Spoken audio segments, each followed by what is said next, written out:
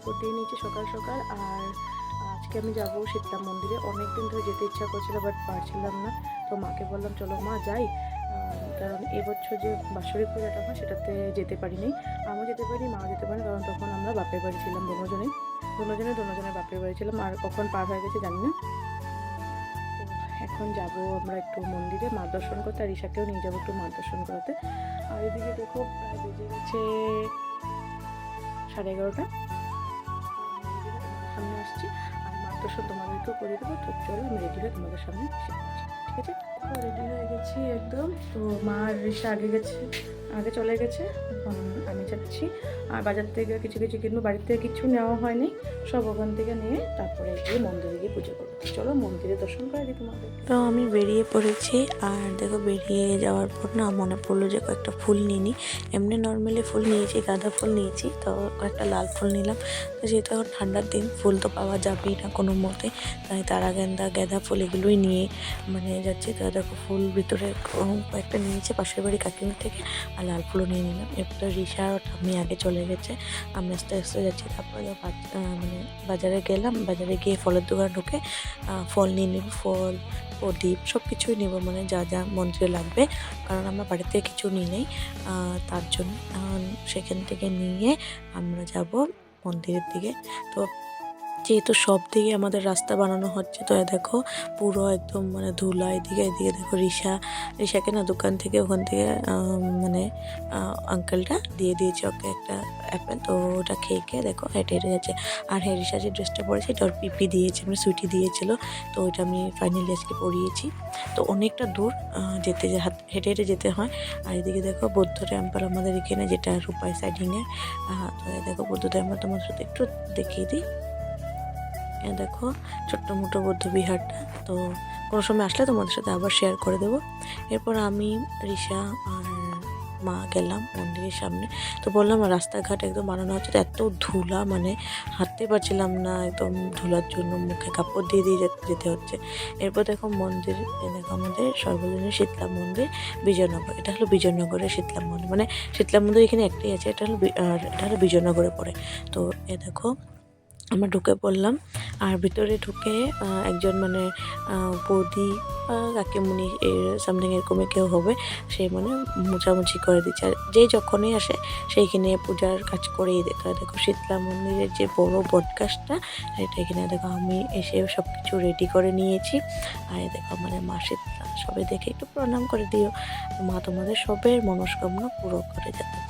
এরপর আমরা যখনই এখানে যাই তো এখানে জল ঢালি, কারণ মা শীতলাকে ঠান্ডা করতে হয়, তার জন্য দেখো মা জল ঢালছে। এদিকে দেখো এই যে বৌদিটা পূজা করে নিচ্ছে। এরপর আমিও পূজা করে নিয়েছি। আর দেখো পূজা করার পরে একটু ভিডিও করে নিলাম। এখানে একটা ছোট্ট শীতলা মা আছে, এখানে পূজা করে নিয়েছি। তো আমরা খোলাখুলি করিনি, এটা খোলা যায়, গেটটা আমরা খুলি নিয়ে বাইরের থেকে পুজো করে যাই। দেখে এই যে ক্যাকটাস গাছটাই তো বলে শীতলা মা, তো এই দেখো ক্যাকটাস গাছ এখানে দুটো আছে।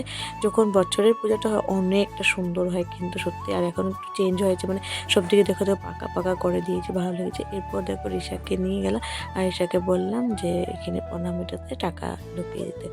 তো দেখো সুন্দর করে প্রণামীতে টাকা। আর ওখানে গিয়ে এত কথা বলছে, মানে কি আর বলবো, মানে গিয়ে অনেকটা ভালোও পেয়েছে, যা কারণ ওকে না মানে ও হওয়ার পরে আমি যাইনি, হয়তো মানে গেছিলাম একবার, যেটা বছরের পূজা, কিন্তু ভিতরে যেতে পারিনি, কারণ এত ভিড় থাকে তখন যাওয়া পসিবল। তো এখন এসে ওকে একটু ঝাড়িয়ে গেছি আর মার দর্শন করিয়ে দিলাম। তো অনেক কথা জিজ্ঞেস করছে, এইটাকে ওটাকে, কি ঠাকুর, কেন বাহনটা কি, সব কিছু বলছে। তারপরে আমি একটু সুন্দর করে ভিডিও করে নিলাম মার, কারণ এগুলো স্মৃতি হিসেবে আমার মোবাইলে থেকে যাবে। তার সঙ্গে তোমাদেরকে একটু শেয়ার করে দিই, তোমরাও দেখে একটু প্রণাম করে নাও মাকে।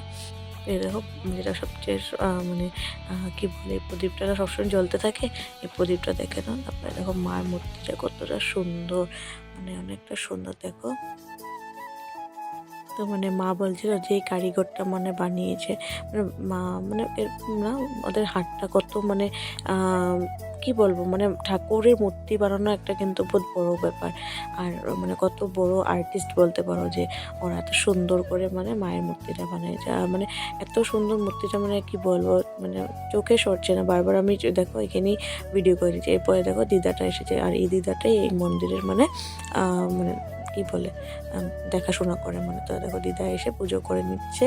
তো আমরা না নর্মালি আমি মা আমরা উপসে হয়ে গেছিলাম, তো আমি স্নান টান করে ঠাকুর দিয়ে চলে গেছি। তো তার জন্য মা ওদিকে রান্নাবাড়ি করে নিয়েছিল, কারণ বাবা আর ঋষার পাপা এসে পড়বে তার জন্য। তো আমরা দেরি করে আসলেও কোনো প্রবলেম নেই, তার জন্য একটু দেরি করেও গেছি। যেতে যেতে প্রায় 11:30 বেজে পারে হয়ে গেছে। আর এদিকে দিদাও এসেছে, আস্তে আস্তে 1টা বেজে গেছে। দিদাও বাড়ির সব কাজ করে আস্তে আস্তে দেরি হয়ে যায়।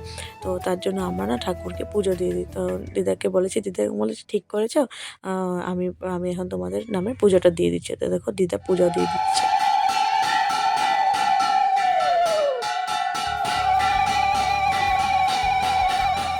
তো পূজাটা কমপ্লিট হয়ে গেলো। তারপরে তোমাদের সাথে একটু মন্দিরটা শেয়ার করে দিই। তো মন্দিরটা না অনেক কবুতর আছে, যার জন্য না মন্দিরটা একটু নোংরা হয়ে থাকে মানে। তো যেই যখন আসে সেই মানে একটু পরিষ্কার করে দেয়। তো এই দেখো ঋষা তো এখন পুরো ফুর্তি করছে। তো আমরা বাইরেই বসে আছি মানে, দিদা ভিতরে পূজা করছিল তার জন্য। আর কত আর এই কবুতরগুলো যে মানে মানুষের ছাড়ে মানে বাৎসরিক পূজাতে বা কারো যদি কোনো মানসিক থাকে তারা ছেড়ে দেয় মানে। তারপর দেখো মার মন্দিরটা এরকম।